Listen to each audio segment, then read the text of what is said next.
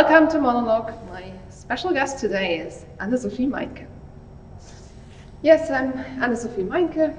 I'm currently still at the University of Southampton, but I'm about to move to the University of Vienna. For those people who don't know you, could you tell something about what you're working on in particular? Yeah, I work at the intersection of metaphysics and the philosophy of biology, because I think that both disciplines or sub-disciplines of philosophy actually can learn from one another. I think metaphysics should become more empirically informed, and philosophy of science, in particular philosophy of biology, should be more metaphysically informed.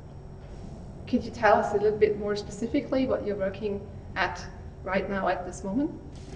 Well, I think it's kind of an unfair question.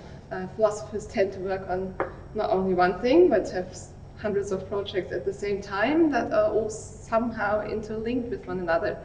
As I'm just moving institutions, I have like a long list of things, but they all somehow are centered around the question how we can learn from process ontology for various aspects of philosophical questions. What was the topic of your talk at this conference? The title of my talk at this conference was, as far as I remember, Agency and Time, a Process Account.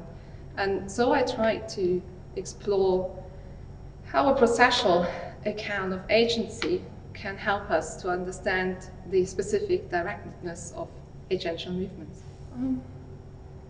What do you plan to work on in the future? What is your current interest that will drive your work further in the next, say, years?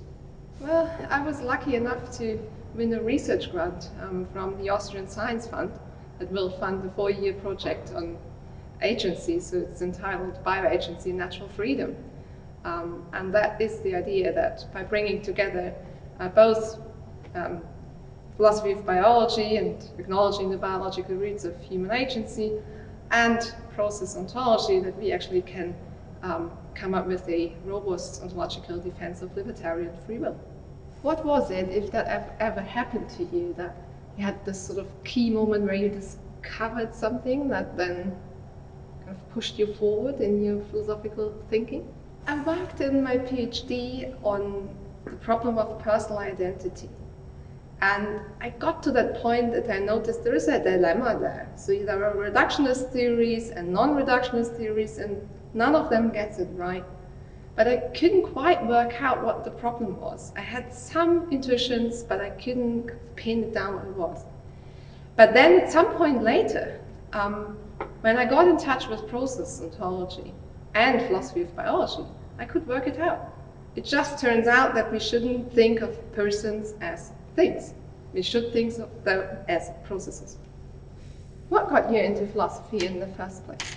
I think it all started at school.